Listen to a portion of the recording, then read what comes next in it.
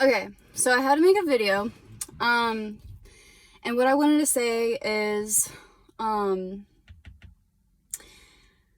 other day I was in the supermarket and, I've been so, like, focused on, like, my problems lately. And, I've been just constantly thinking about how to improve, and what I'm doing wrong. And I'm like, why is life doing this to me? Why am I never catching a break? And so I was just kind of like in the dumps, and this was like the other day, and I went to the supermarket, and it was like a busy hour for the supermarket, so there was a lot of people there, and I just like started to think, and I'm like, you know what? Like, other people are looking at me like I'm some random person that doesn't matter to them that much. Fair. And I'm looking at them the same way, like they're just random people. And I kind of just focus on getting my groceries, and I kind of zone everyone out like I usually do. And then I'm like, wait, like everyone's kind of doing the same thing as me. Like, how can I, kind of judge them because in my head I'm like, geez, like it seems like everyone's just like rude and like no one even looks you in the eye. But then I'm like, but I don't look at people in the eye because like I'm in my own bubble.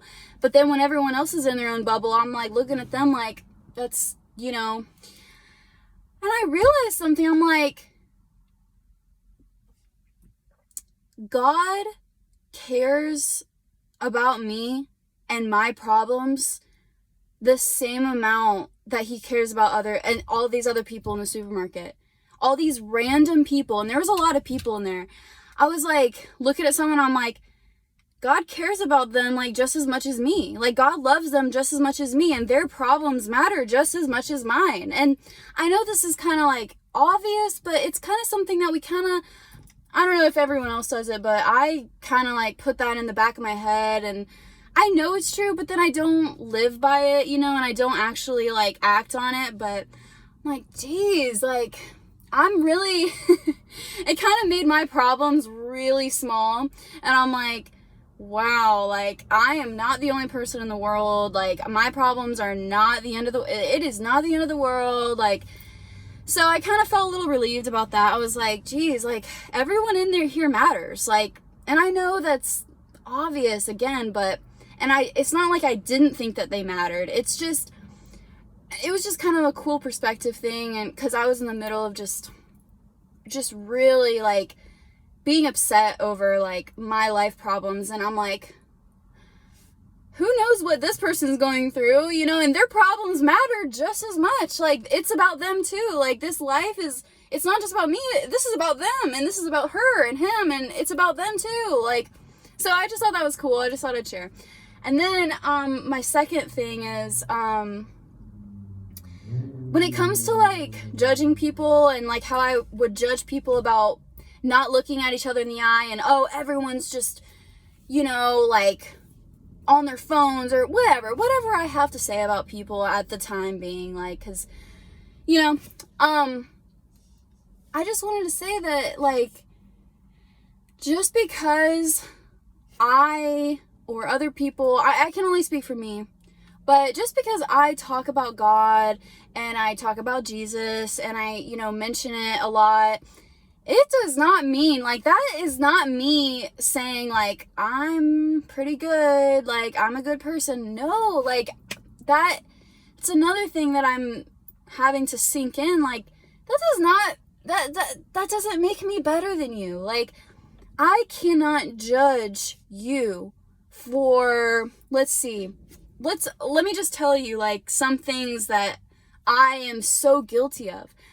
I've had angry thoughts about people. I've had violent thoughts about people. I can't judge you for any homosexual things.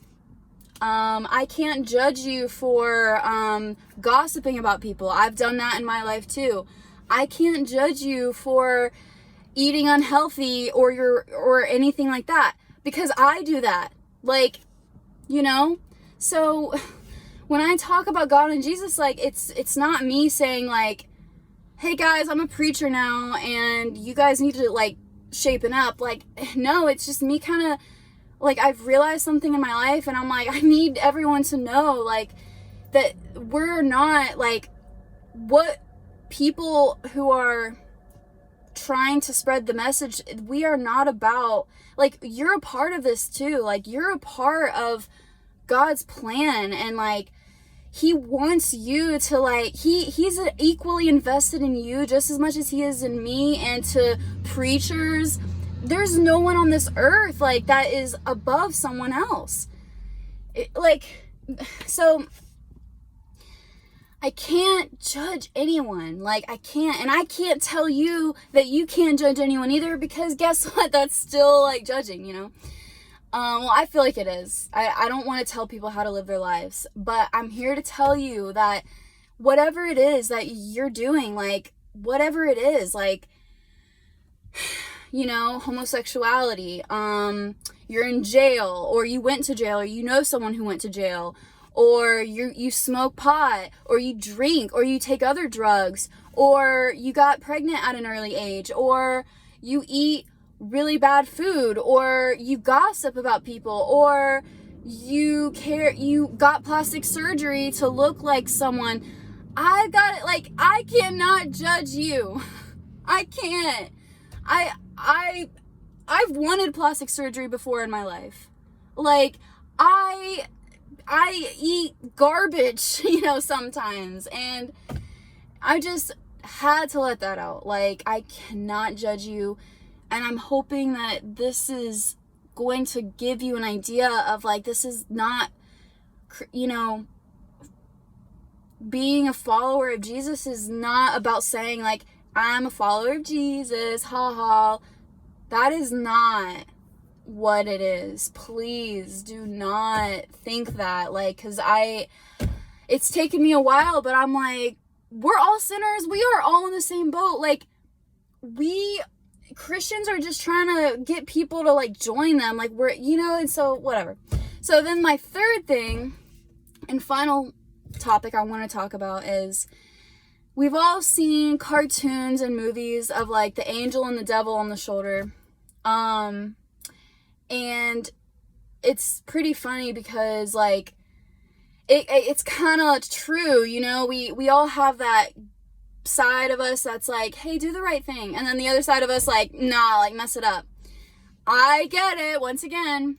However, this world that we're living in, there's this new wave of just accept it. Just accept that bad part of yourself, which I understand. I'm not saying we don't have a bad, you know, that side, that devil side, saying, like, you know, just talk crap, or just do this, or just, like, rage, you know, or just, like, have sex. Like, who cares? Like, I understand, like, we all have that side of the shoulder, and we also have that angel side, and I get it. It gets exhausting, like, trying to always, like, be good and be righteous and be good when we're hit with all this stress and, like, people being unfair to us, and it's so hot outside. Like, I'm making up every excuse I can, because that's what I do. I'm like, you know what, it's hot outside, and you know, I'm just gonna not go to work, or I'm gonna go take drugs or whatever, because, like, that's me indulging in that side, and it feels good at first, because you're like, yeah, screw it. Like, yeah, it feels liberating at first, but I'm here to tell you, do not let that fool you. That is, I'm telling you, there's a hero in this world, and there is a villain. Just like all the stories you've heard, it's literally the epitome of life is good, evil, and I feel like this age, there's been a trick. You know, I have witnessed manipulation tactics from other people. I have experienced narcissistic and manipulation behavior.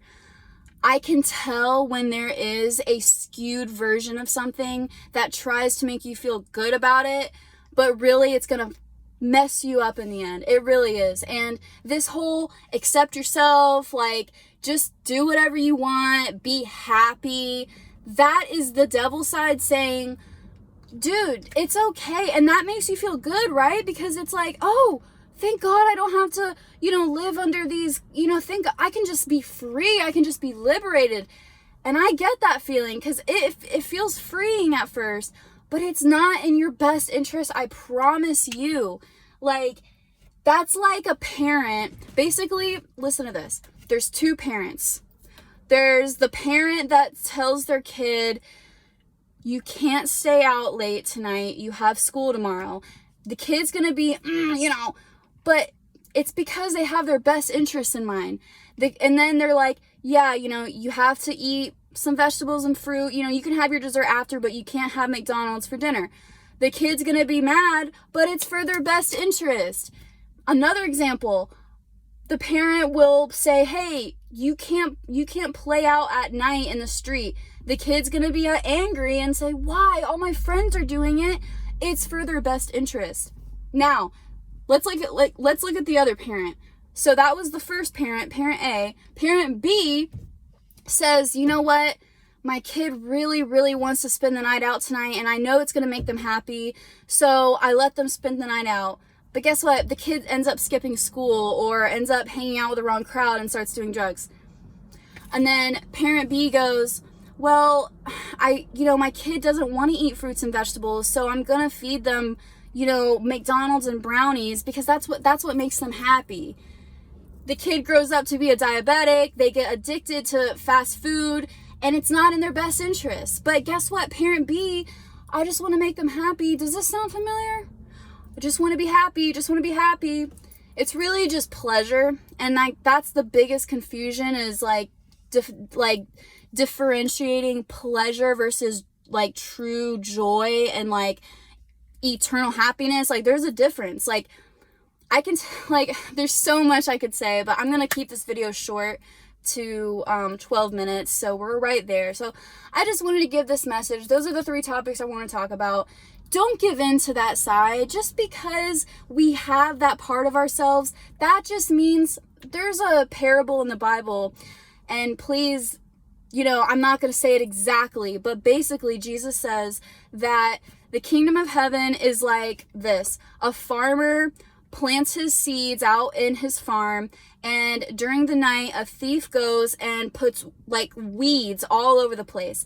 In the morning, the servant to the farmer says, there's weeds all over the place. Do you want us to just gather the wheat and just burn it all? The farmer says, no, wait till they grow and separate the weeds from the harvest or the wheat, and burn the weeds and keep the wheat. Take that as you will. It's a parable. And there's reasons why the Bible is in parables, because you need to have the ear and the eyes and the heart to understand that.